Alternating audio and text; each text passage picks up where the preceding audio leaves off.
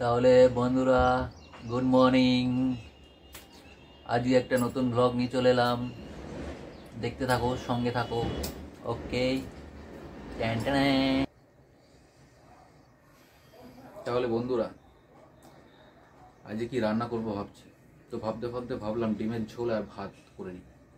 তো এসে সঙ্গে সঙ্গে ডিমটা বসিয়ে দিয়েছি, ডিম সেদ্ধ হয়ে গেছে। ভাতটাও করে রেডি করে রেখেছি, মানে অর্ধেক খাবার রেডি। এবার করবো ডিমের ঝোল। তাহলে দেখতে থাকো, সঙ্গে থাকো আমার সাথে। ডিমের ঝোল কেমনভাবে আমি রান্না করছি সেটা খেয়ে অবশ্যই আমি তোমাদের জানাবো। বন্ধুরা, এখানে রান্নার জন্য যা যা লাগবে তাই তাই নিয়ে নিয়েছি। এটা হচ্ছে আদা রসুন পেস্ট, টমেটো লঙ্কা সব বাটা রয়েছে, আলু, ডিম, এখানে গোটা মশলা। এখানে আগুন ধরিয়ে দিয়েছি, কড়াই গরম হচ্ছে, দেখতে থাকো। কড়াইটা গরম হয়ে গেছে, এবার এর মধ্যে দেবো তেল, সর্ষের তেল, কাচ্চি ঘানি সর্ষের তেল। রান্নার সেই স্বাদ।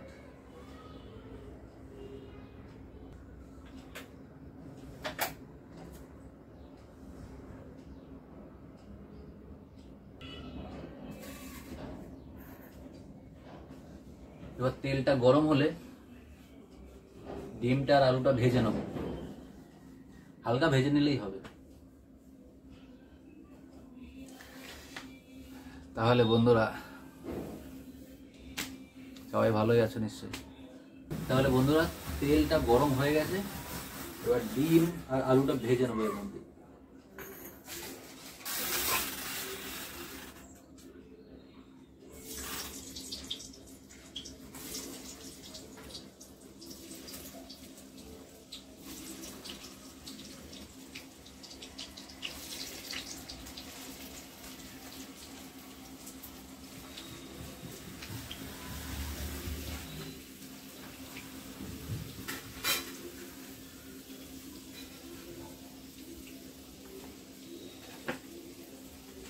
একটু হলুদ দিয়ে ভেজে নেবো।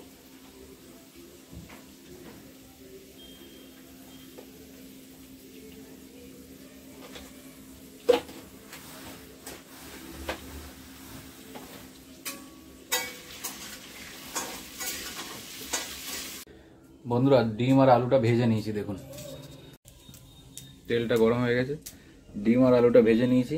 এবার এই গোটা মশলাটা দিয়ে দেবো এর মধ্যে।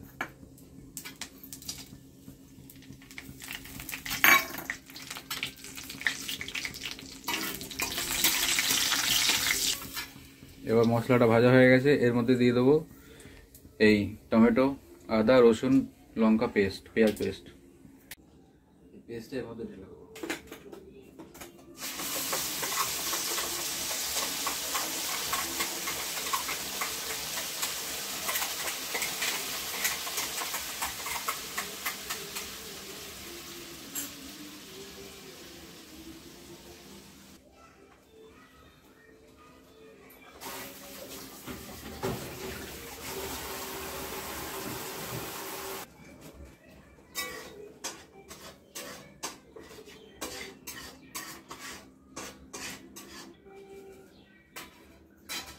বন্ধুরা, এবার একটু এটা হালকা আছে পাকাতে হবে, যতক্ষণ এটা তেল ছেড়ে দিচ্ছে মশলা।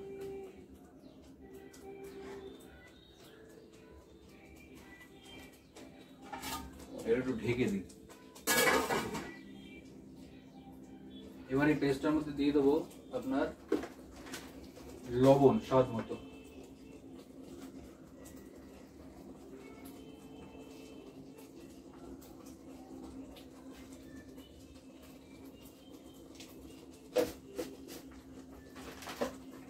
দেবো 1 চামচ হলুদ গুঁড়ো,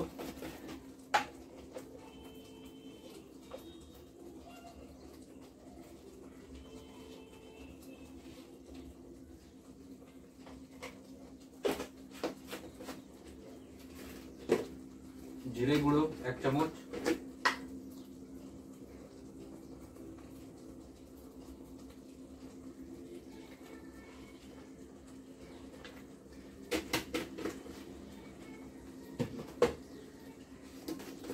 ধনে গুঁড়ো 8 চামচ দেবো, আমি একটু ধনে গুঁড়োটা কম খাই।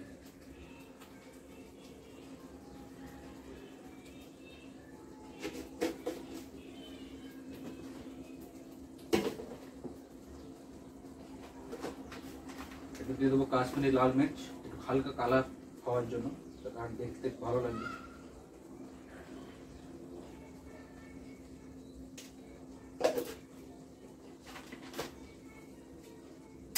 এবার এটাকে ভালো করে নেড়ে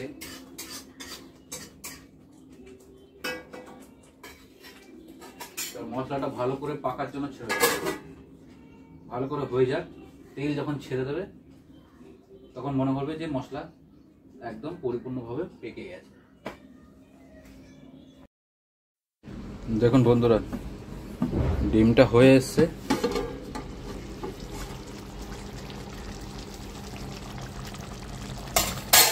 দেখেছেন তেল ভেসে উঠেছে, দেখেছেন? দেখুন ডিম হয়ে গেছে। আর খেতে কেমন হয়েছে সেটা আপনাকে খেয়ে আমি জানাবো। আপনারাও এরকমভাবে বানিয়ে বানিয়ে খাবেন। তাহলে চলুন, খাওয়ার সময় দেখা হচ্ছে আপনাদের সাথে ডিমের ঝোল আর ভাত নিয়ে। তাহলে বন্ধুরা, আমি খেতে বসে গেছি। দেখো ডিম স্যালাড নিয়ে নিয়েছি। এবার আমি খেয়ে আপনাদের জানাবো কেমন হয়েছে।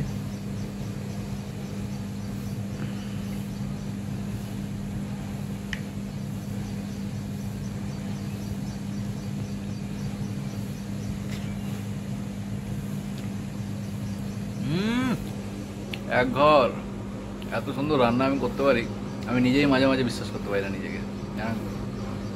এক ঘর রান্না আছে। তাহলে চলো আমি চট করে খেয়ে নিই। তাহলে আজকের জন্য এই ব্লগটা এখানেই শেষ।